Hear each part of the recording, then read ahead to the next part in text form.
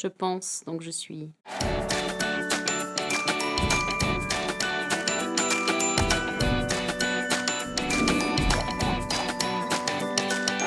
Plutôt café. C'est du 1, ça, non?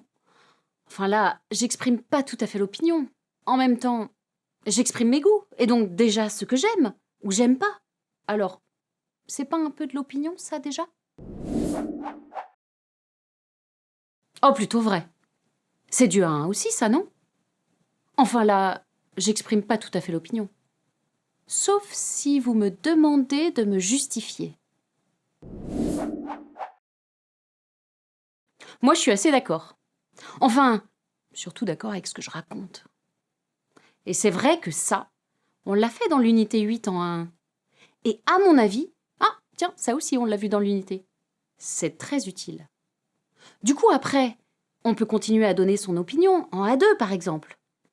Et puis, l'ajouter à l'appréciation, pour apprendre à développer un petit peu son point de vue. À plusieurs, c'est évident. On peut commencer par avoir sa propre opinion. Au début, on ne sait pas trop comment la formuler, mais il suffit d'un encadré pour nous aider. Et puis après, ce qui est intéressant, c'est de la partager en groupe, de confronter ses idées à celles des autres, d'apprendre à les articuler, à les différencier, à les illustrer par des exemples pertinents, et puis d'en faire une belle culture de classe. À l'oral pour commencer, et aussi rapidement à l'écrit.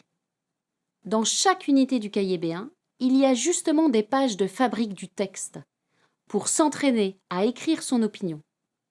Et dans le B2, on a carrément une grosse fabrique de l'opinion. Parce que donner son point de vue, en fait, c'est quelque chose que l'on fait tout le temps, au quotidien. Alors il faut bien s'entraîner.